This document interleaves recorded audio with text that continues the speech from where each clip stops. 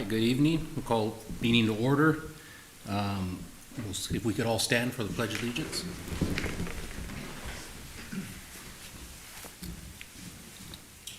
Ready? Begin.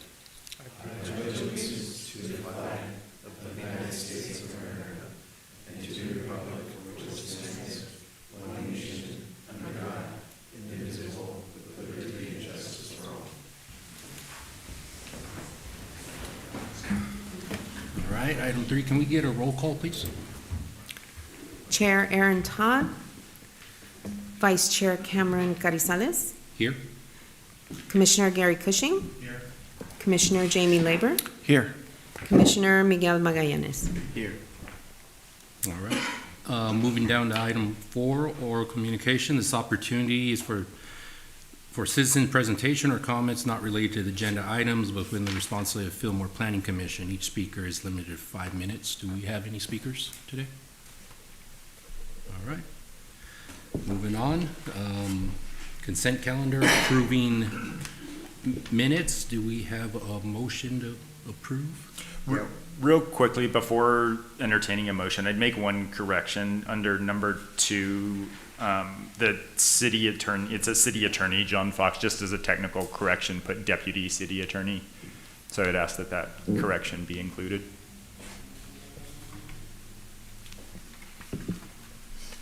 All right. Do we have a motion to approve with the correction?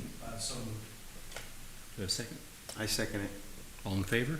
Aye. Aye. Aye. With 4-0, motion passed.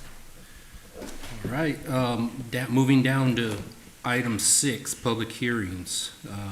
6A, we'll be having consideration of modification number 1 to development permit number DP 21-02 and conditional use permit number CUP 21-02 for restaurant use as part of the existing banquet hall use at 461 Central Avenue, sequel categorical exemption. Good evening, Vice Chair and Planning Commissioners. This item is,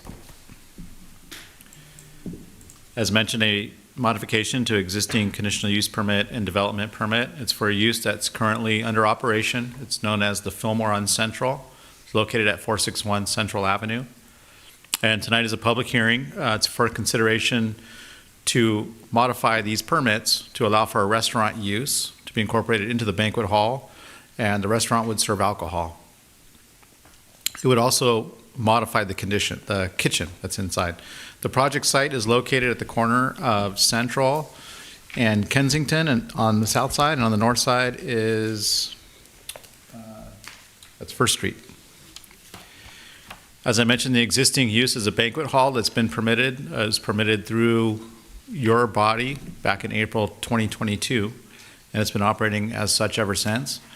It currently provides food service on site, and it does serve alcohol. However, those two operations are provided via caterers. So off-site caterers come in, they bring in the food, and they have heat plates and things like that, but they do have a full-service bar, but it's under a separate alcohol license.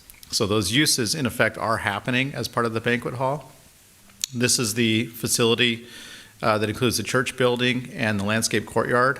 The existing to remain, that's noted there, those are the old classroom buildings. So just to refresh your memory, this is the site plan. It's the church building and the landscape courtyard, noted in red. This gives you a little bit of a 3D action. You can kind of see how that tower lays out, how the courtyard lays out, and how the front yard setback is with the building. None of these structures would be changed as part of this project. Everything related to this project is a use on the inside. Overall summary of the property, again, we're only operating in the church aspect, which is that 17,424 square feet. The school portion is still not to remain unused. As part of the project description, as I mentioned, the banquet hall use would now provide food service and alcohol service for private events, and it could also be open to the public.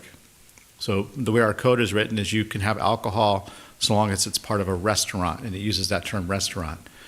So we call this modification the addition of a restaurant. In order to conduct a restaurant inside the existing building, they would provide upgrades to the existing kitchen. There's a kitchen on the basement floor level. And under the previous or under the banquet hall use, that kitchen has just remained unused.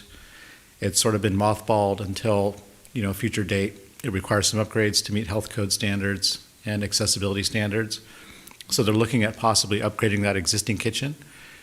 If they can't upgrade it sufficiently to meet ADA access, because again, it is at the basement level, they would like the opportunity to also construct a kitchen interior to the banquet hall at the front of the building. So that's the kitchen addition option that's listed. So it's those two options that would happen as part of the improvements on the inside. To use the existing kitchen downstairs in the basement, it's 378 square feet. Again, that would require some building code upgrades for the health code. It's shown on your architectural plans in your exhibits where that area is located. And the remainder of the architecture floor plans remain completely unchanged. So just those sheets are affected from the previously approved project. This shows you the floor plan of the basement. You can see the stairs off to the left and the stairs off to the right on either side. And the kitchen there is kind of tucked into that fifth, that south fifth of the project site.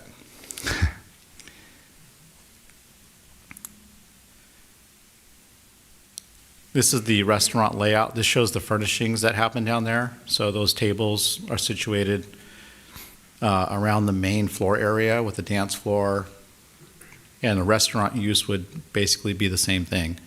So functioning as a restaurant, it would just be cooking the food there in the basement and providing the food to that layout, that furniture layout, or the layout that's on the second floor, which is here. So the kitchen option upstairs, if they do the addition upstairs, they would remodel approximately 745 square feet. And that would include the kitchen, a dry storage area, service entry. Those would be for the waiters and waitresses to come in and out, and a toilet room. And that's shown here. This is the floor plan on the left of the entire first floor. And up there in the front, you can see where the kitchen would be installed with some partitioning walls. And a little bit more of a detail is shown there on the right, just kind of a zoom in there. So again, no changes to the exterior walls. So from the outside, it won't look like anything new's happened. But if they do have to move the kitchen to this floor, to the first floor, it would be because of the ADA access and because of the plumbing. They have to put a grease trap in to get the cooking into the sewer system. And if it's down in the basement level, we're not sure yet whether they can get that up to grade to get into the sewer system.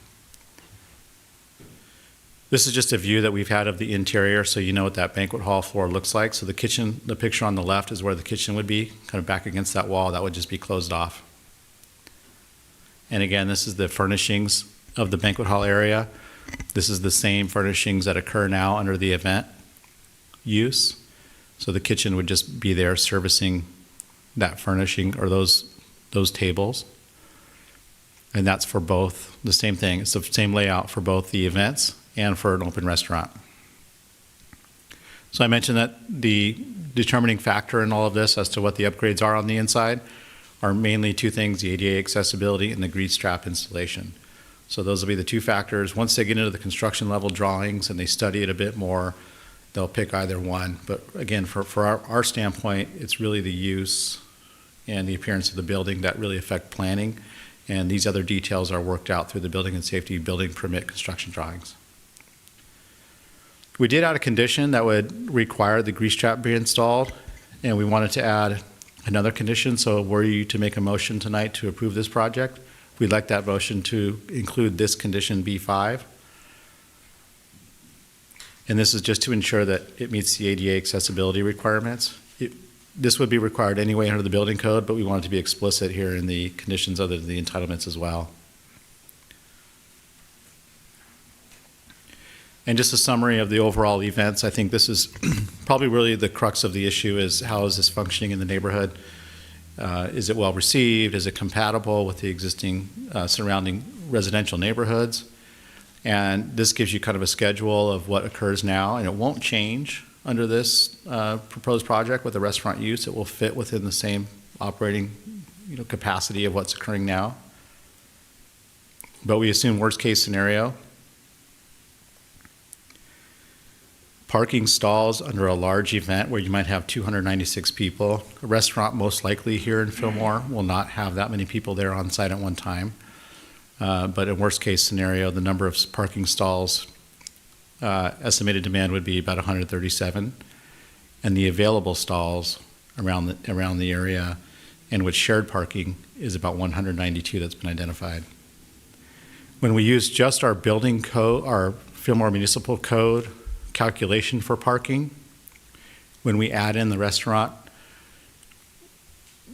in there in lieu of the events, it only calculates out to 2 more parking stalls, so it's roughly equivalent to the events. And again, this parking is on the high end for a restaurant here in Fillmore. You're typically not going to have that kind of attendance at a restaurant if it's open. You would have to have that many people there at one time throughout the open hours, which is highly unlikely. So we felt the parking is basically equivalent to what happens now. However, we did add a condition of approval, and I'll get to that. Well, let me talk about that right now. We had a condition of approval number 9, P9, I should say. P9 requires valet parking for a restaurant, and the reason for that would be because under the events, the event coordinator can kind of more control where the guests can park. When it's a restaurant, you have people coming and going at all times throughout the evening. So we added a condition to require valet parking for that aspect because it's going to be a little more loose in terms of management otherwise, and you might have more opportunity for more potential for restaurant guests to perhaps park in the restaurant or in the residential areas. We don't want any parking to occur in the residential areas. People parking over there, coming and walking in, maybe they've had a few drinks, they come out, they get loud. That is not considered compatible. So that's why we added this valet as a mandatory during restaurant use. And this kind of goes over some of those options to help control some of the parking. They do have a relationship with the high school, and there's parking across the street there. So they could use the high school for parking for big events, valet parking again, and they also have been doing busing from hotels. Most of their guests will stay in Ventura, I believe, and then they'll bus them in. Under the downtown specific plan, they're not required to provide new parking on site. It's under what's called adaptive reuse. So we let them continue to operate or adapt the building to a valuable use in the downtown and not have to come up to code on everything. When we look at the adaptive reuse findings, we went through those in the staff report in detail, but the project does meet these requirements. It meets the visual value of existing conditions, its relationship with those conditions, as I talked about, to control parking. Does not impact the surrounding neighborhoods. The land use attributes to the downtown specific plan objectives. And it meets all the design principles outlined in Chapter 4 of the Downtown Specific Plan for additions, renovations, and restorations. For the alcohol license, they'll be getting a state license number 47, and that's the description there. This is a general license that allows them to serve beer, wine, or distilled spirits for consumption on site. Under CEQA, the California Environmental Quality Act, this project is exempt as Class 1 existing facilities, and it's also exempt under infill development. There are also mitigation measures that were included in the general plan EIR that was done in 2003, and those conditions have been incorporated into this project.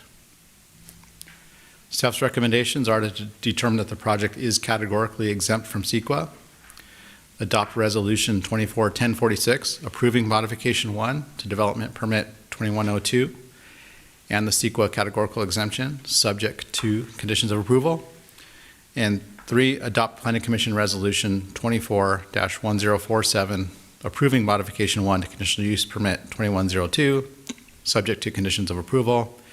And again, we would like a motion to approve this to include adding condition B5 And you can read that off if you want me to turn back to that slide in any kind of a motion.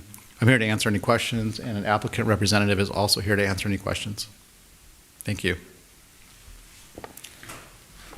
Thank you. Questions? Yeah, so I have a question. So regarding the term restaurant, so if they're serving food during an event, let me step back even further. So you're saying when it's operating as a restaurant, you would have valet parking. So if they're having like a wedding event or something, and then there's food being served for the wedding, that's not a restaurant use? A restaurant use would the restaurant use be if there's not an event there and they're open to the public coming in to having food? That's the restaurant use? Well, we're calling it a restaurant use for both aspects because our code issues an alcohol license as pertinent to a restaurant use. No other use has an alcohol license like this. It's a restaurant. The banquet hall doesn't have a clear definition for something like, having events that are able to get alcohol license as a separate category from restaurant. So it really looks like a restaurant, smells like a restaurant, acts like a restaurant, even though it's an event. It's considered a restaurant under our code. So it's really just a nomenclature thing, but the operation will basically be operating like a restaurant for an event, but it'll be a fixed time with a fixed guest list. In instances where there isn't an event, this builds in the opportunity for the property owner to open it up to the public, but you wouldn't have an event occurring at the same time as it's open to the public. If there's a wedding, that's when valet parking would be required. it would be in that required second. as a restaurant under that second scenario where it's just open to the public. It's not a managed event because the restaurant use, as you know, people are coming and going throughout the night, and it's not manageable like an event would be. And that second use as a restaurant, if that were to happen, it would be those same hours that were defined for an event? Yes. Okay. Yeah, they wanted everything to fit in within the existing operations. So here's the events and restaurant schedule.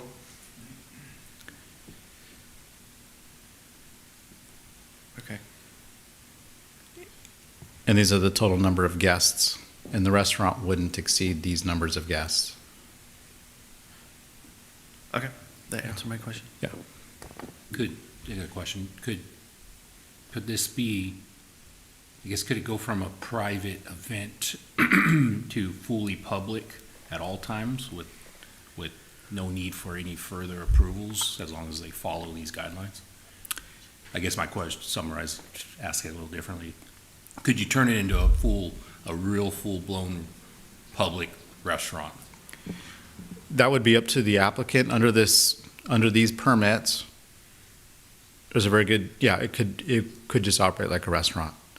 Like Yeah. 5 years down the road, if It it just went became, from private events and they wanted to actually turn it to a public restaurant it could be a restaurant. with no, okay. Everything, the plans would all remain the same. Same. It would just be a restaurant, and it's kind of up to them at this point how their business model works out, but their primary focus are the events. Does staff have anything, if it did turn to a public restaurant, following these guidelines, does staff have any issue in the future with that as these guidelines are written now? These conditions of approval are applicable under either scenario. Okay.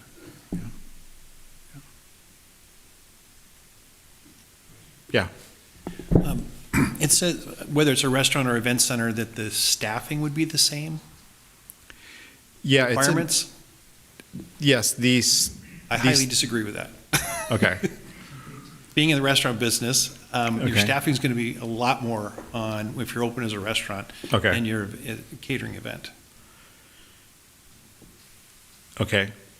Yeah, we looked at, they didn't suggest that there would be more staffing required. They're really just, they put down staffing as part of an event and anticipated that would be the same as for a restaurant.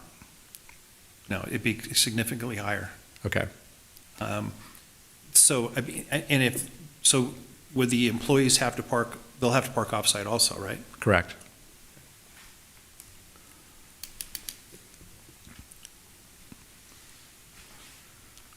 We could add a condition that says, that clarifies that aspect, where we would say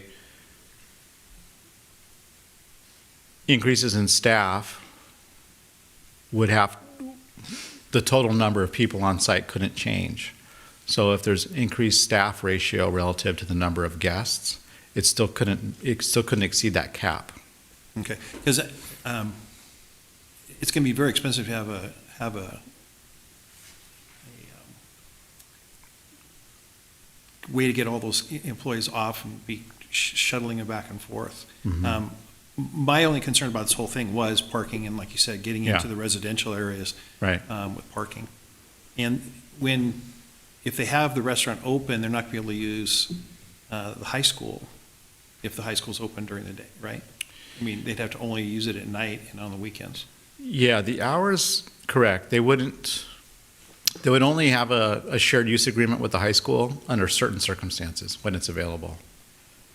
So if they couldn't provide adequate parking, then they couldn't be open as a restaurant. And do they do that with, when they have events now, they coordinate with the Fillmore High School already?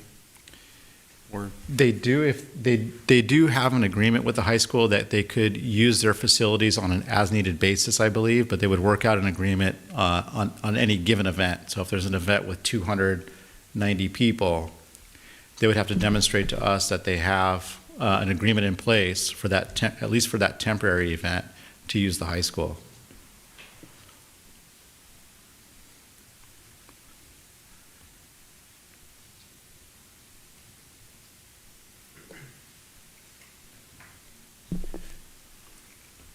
I had a question about Yeah. P9. It's written, the applicant shall provide valet parking, but I know we've been talking about required valet parking if used as a restaurant. I just want to make sure the language is not flexible and not really determined, that the restaurant clients are going to be required to use the valet. Because the way I read it, and please tell me if I'm reading it wrong, is that they'll provide it, but they're Yeah. not required to use it. Well, you can't manage the behavior of people who are showing up at the restaurant. You don't know who they are, where they're coming from, Okay, and they may park a block away, and you can't control that. okay, Well, I'll get, with one exception. Under this scenario, at least if you have the valet parking out there and it's open and the sign's up and people see that, they're more inclined to use it than to park a block away in the residential neighborhood, we hope. What we haven't required is any sort of additional signage in the residential neighborhood. There have not been signs installed saying something like residential parking only on adjacent streets. And so that could be something that could be considered to be added to this if the applicant were to agree and they were to submit maybe, say, a signage plan to us that could be reviewed by the Public Works Department and get encroachment permits. We could look at something like that. We haven't done that yet in this city, where we restrict parking with signage saying residential parking only or permit parking only, but that's something we could explore. We haven't received any complaints. We have not. They've been operating since April 2022. And we've received no complaints from anybody. And so that's why we didn't really push the issue so much, because we haven't seen any problems with the operations now, today. If there's concern from the commission, that's one extra constraint we could add in. I don't know that we'd have a trigger to do that, because nobody's complaining, but you could add a condition if that's a concern to say the applicant should submit maybe a signage plan, and we could look at adding some signs in the residential neighborhoods. Some people may not want signs either. I'm just worried if it converts into, let's say, 80% restaurant, 20% events. Because right now it is as events, they got it locked down, the parking. Yeah. Yeah. Right. It's just more if it's open to the public as a restaurant Yeah. than it is events. Right. That would be my concern. Then Yeah. we do start getting complaints from the public. Yeah, I mean, it's possible. Yeah. Yeah, this leaves it wide open for the restaurant to take off anytime they don't have an event. if they were to pursue that. Right now, the restaurant's kind of ancillary. It's not really their main focus, but this does allow for that to happen. So we, if we want to consider some kind of trigger, because we haven't had any complaints, we don't have a real, empirical data to really go off of, but you could say, we could require that they study it once they open as a restaurant, that they study where the parking is actually occurring, and then come up with maybe a signage plan or something to that effect. Okay. Sometimes that helps, that to actually have a study while it's open as a restaurant and see what's happening. And we could craft something like that. Yeah, because just throwing signs up is probably, I wouldn't like it if I were living. If it's in your neighbor, yeah, right. Okay. Currently, do they have large events in the banquet? They've had large, I think they've had up to, north of 200 guests. Yeah. How has the parking been? No, where do they typically, do they park? They're valet. Oh, valet. And do you valet We with have that? to sign the list, Why don't you come up and...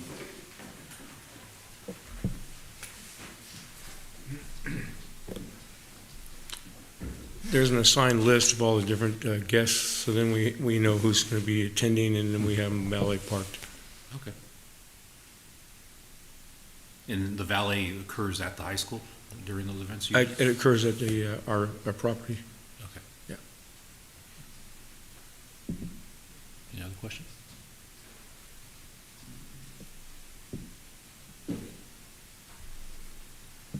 I just wanted to see B5 again, because I didn't see it in the packet. Yeah. If you could show us that, please. We just added that on because we have a condition that requires the grease trap. So similarly, we would add this condition. So you can see that under B3 and B4. And then we would add B5 related to the accessibility, which could require some interior construction related improvements if it's widening walls or if it's an elevator, something like that to get people up and down to the basement or get employees up and down to the basement. But that's to be determined with the architect once she gets into the construction level drawings, whether they can make that work.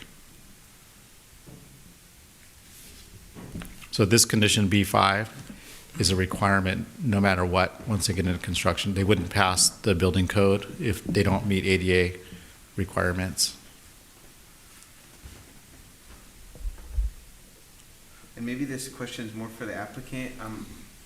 Can you go to the picture where you have side by side of the first floor? I don't know what it's called, but that stained glass floor. Quatrefoil? Yeah, if the kitchen goes on the first floor, would that be impacted from outside seeing No, inwards? No. no. We'd only raise the standing to an 8-foot requirement. We wouldn't take it to the top because we don't want to get involved with the architecture of the beamwork. Okay. We've respected all the architecture throughout. I'm the one that actually dealt with construction, so I was very careful to respect the architecture Okay. throughout this whole process. So there would be, you can see where the two wing walls on the sides, there'd be a wall between that closing off that lower portion, but the upper part up here would stay open. Okay. Including the two side, those are where the pipes are still existing on the pipe organ. Those would all stay too.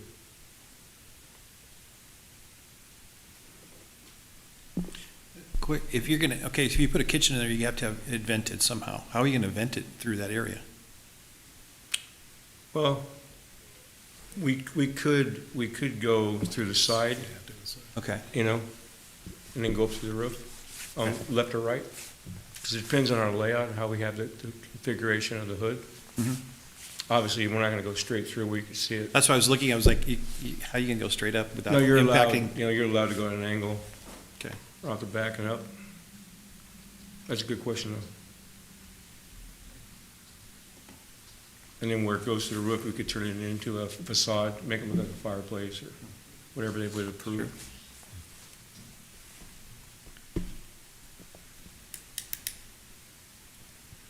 a question for the applicant. Percent-wise, roughly, you might not know, from public and private events at the restaurant, what's the intention? Our intention is for the events. Okay. It's not, our intention is not really for the public, but like Brian was saying, we're allowed, right? Right. So that's our intention as of today. I'm always for more eateries in the city, so. Fine, too. I got here a little late and I was looking around, where can I have something to eat? All right. Brian, is there a sign required for a restaurant, like all the other ones? How would that, I know that's not the intent, I'm just wondering, Yeah, how do you attract people to? there's no proposal right now for how that restaurant would look, but there is no sign proposal. I know what some of the discussions have been is that it's more of an upscale type restaurant where it's not big advertised. It's kind of a little cachet type where you kind of get to know there's a restaurant in there, and there's not a lot of signage because they intend to keep the building looking the way it is now. And so there's different models of businesses out there where it's a high-end restaurant that's not fully advertised on the outside.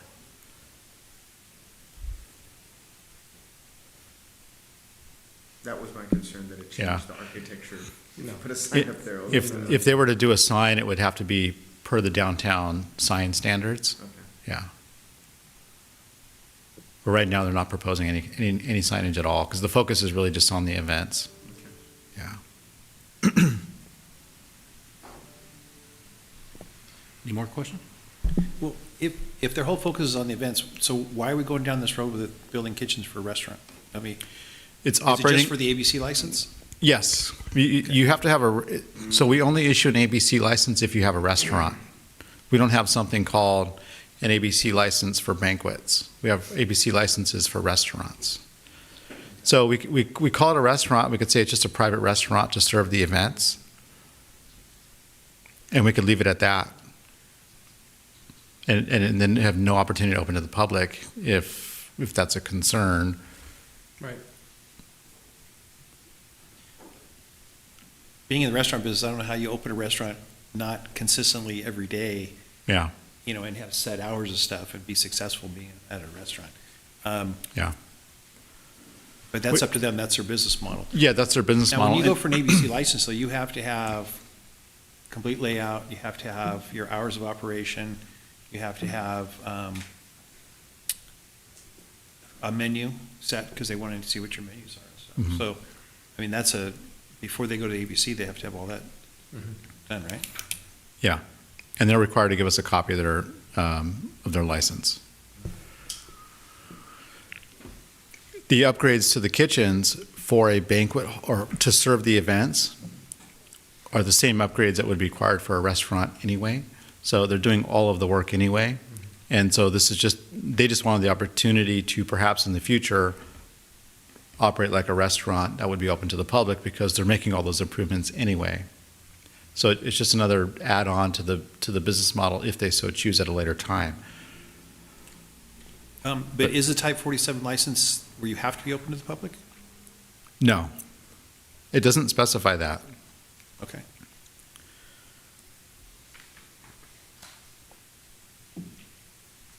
A bona fide eating place.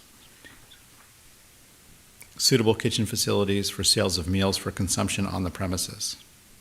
And minors are allowed.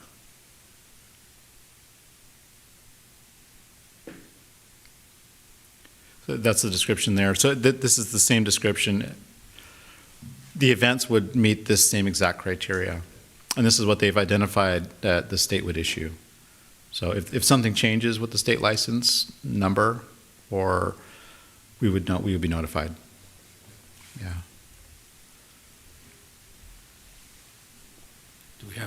Do we have any other private restaurants in the city? Not that I'm aware of. Maybe they're so private. Yeah. Well, we do from time to time have folks who are cooking food and selling it out of their house. Yeah. you know, and it's not allowed. So that's happening. And, you know, we have no idea what their kitchens look like or anything, but there are lines of people that will show up at somebody's house and they've advertised it on social media. So it's happening, yeah. All right, any other questions? We Open the public here? Yeah.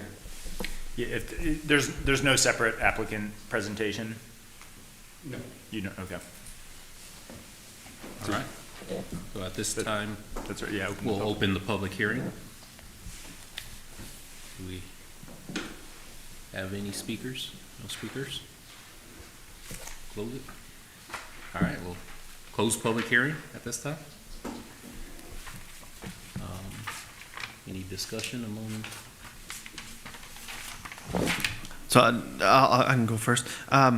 So to me, what I'm reading and hearing, the uses that are already going on in a catered fashion are going to be taking place on premises.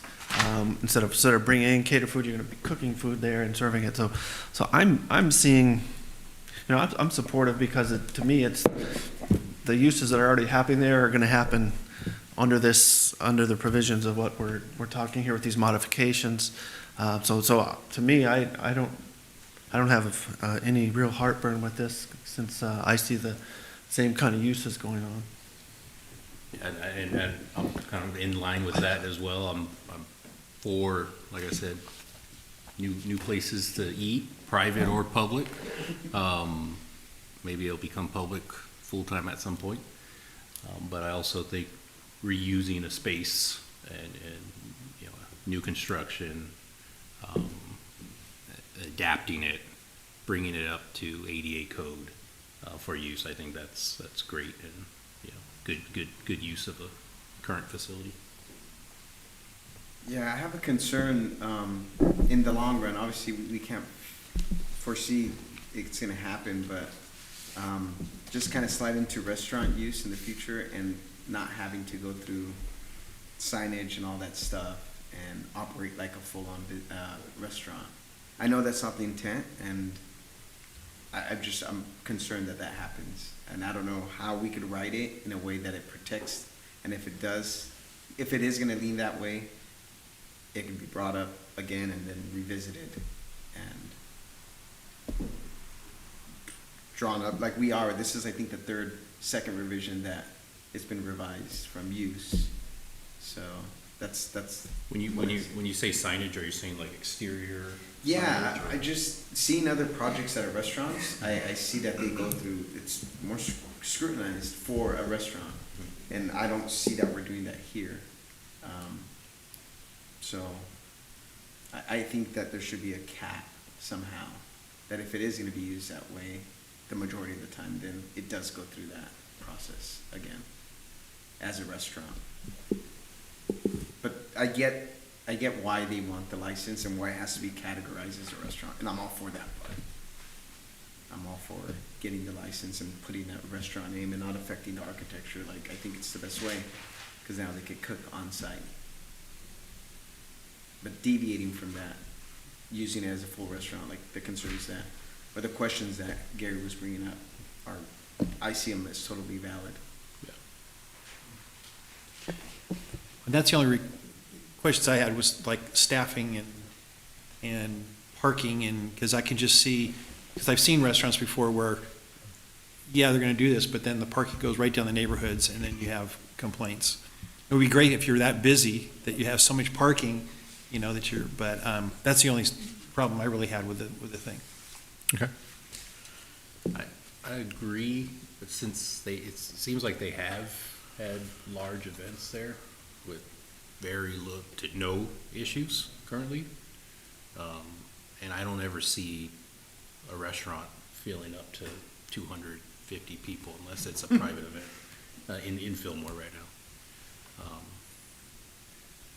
I don't know, and then on for the signage, is there any, I'm just thinking it's for signage, is there any way we can add a condition to, if it does become a, May I offer a solution? yes?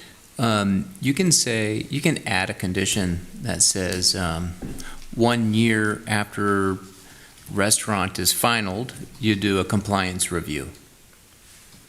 Comes back to you, you monitor if you had any complaints within the year, but the applicant's already telling you they have no intention of making it a full-on restaurant.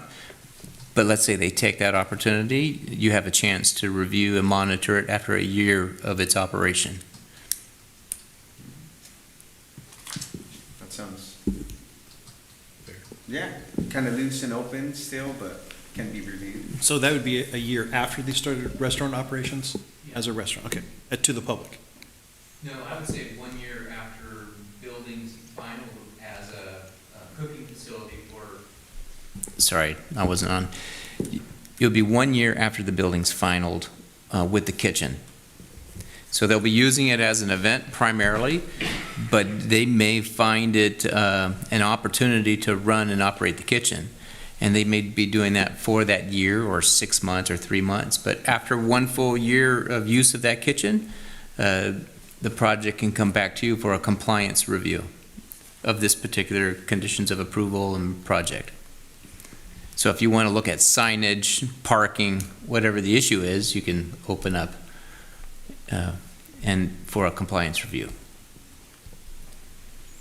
So what happens when the kitchen gets opened and that year runs, but they don't operate as a restaurant, they continue operating as events only, then there's nothing really to review? You review it with the 6 months and you find it compliant, or a year, you find it compliant and you end it. Or you say, I want to review it again in 3 years. Okay. Right? But you've got to be, anyway, the proof is in the pudding, so to speak. We'll see how they actually operate. Because it's a restaurant. That's right. I wanted to throw that in. It took me the whole.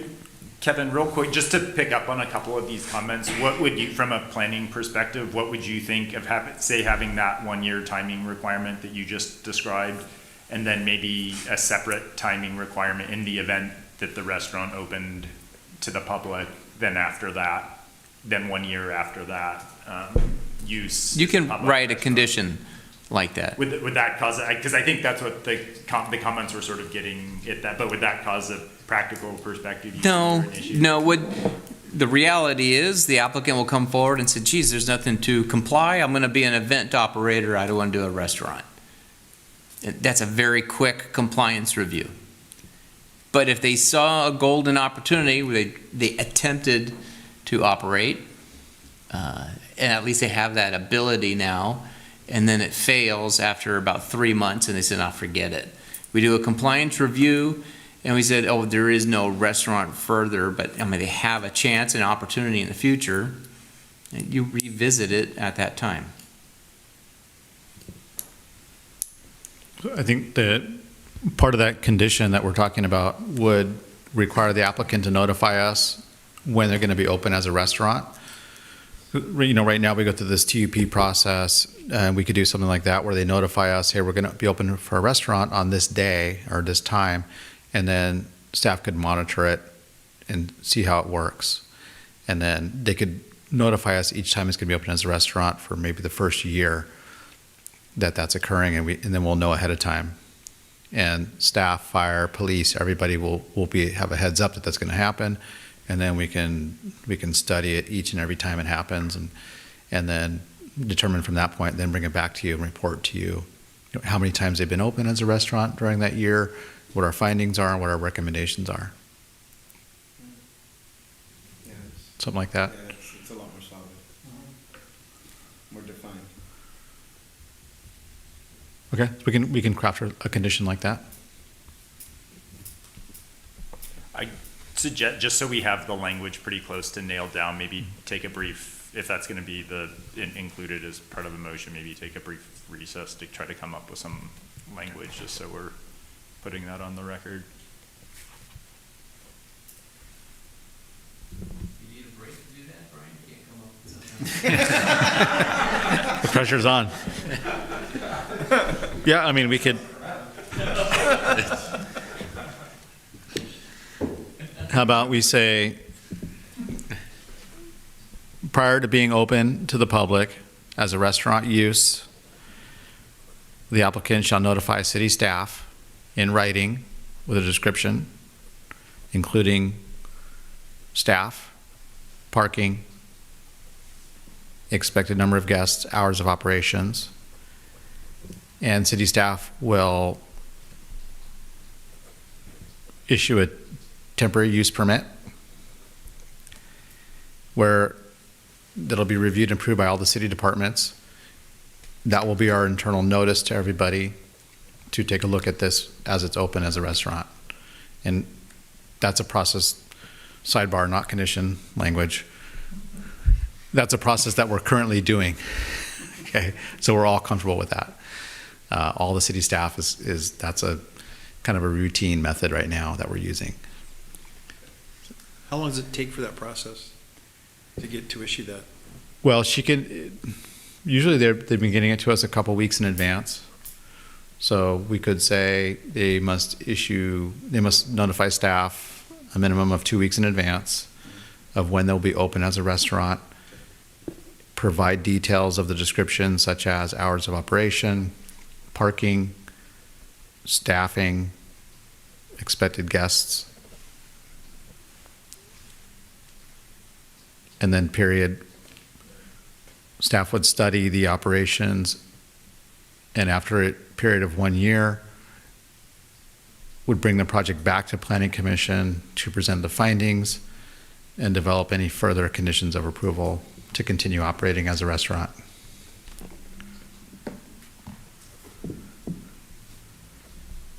Further conditions might include stricter parking requirements, restrictive signage for parking, changes to staff-related parking, hours of operations, noise. All of those issues would be looked at.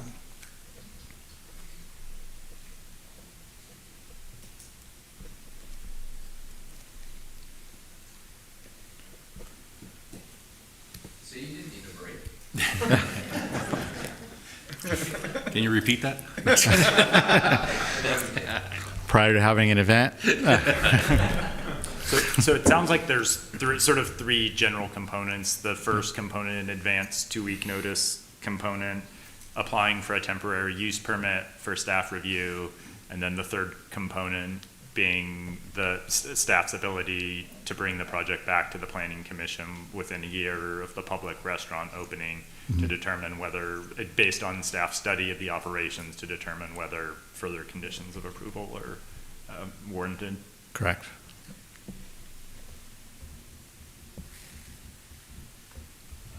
I like it. All right. And I do also, I don't know if a suggestion, Gary brought up the venting of the oven. So you could add a condition that any vents be inconspicuous and made to look like a natural component of the structure. Especially on the outside. It sounds like they would take it up to the roof, so like I think he mentioned, it could look like a chimney.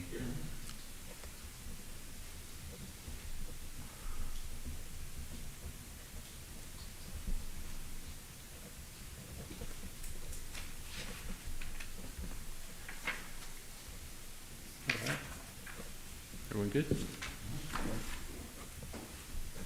Should we repeat or review our added conditions? Yeah, I think. Yeah. You- So I think what we could do whoever makes the motion could make the motion for approval, and then there's 3 conditions that were discussed.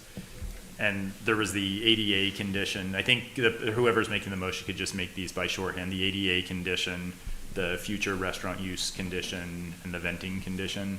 And if the motion just said that, with the reference to the conditions of approval, including the ADA condition, the future restaurant use condition, and the venting condition, that for purposes of the motion, that's fine as shorthand. And then before the resolution's finalized, we'll have the final language included in the conditions.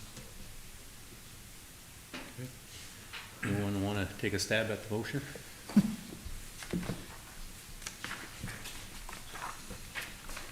Yeah, I will.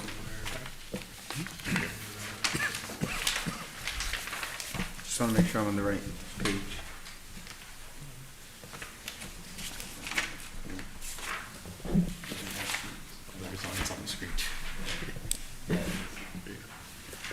So I'd like to make a motion to adopt Planning Commission Resolution 241046, approving modification number 1 to development permit number 2102 and CEQA categorical exempt, subject to conditions of approval, and adopt Planning Commission Resolution 241047, approving modification number 1 to conditional use permit number 2102, subject to conditions of approval, and also add the ADA condition, the future restaurant use condition, and the venting condition. I have a question. Do we need to, so there's 3 recommendations here. Do we want to take the categorically exempt from CEQA separately, or do you want to include that with this? You know, that's a good question. The motion, the categorical exemption's actually built into number 2 also. So I think that covers it. And it's also, the categorical exemption's actually within that resolution. But that's a good question. I'm glad you asked that. Okay. I'll second the motion then. All in favor? Aye. 4-0.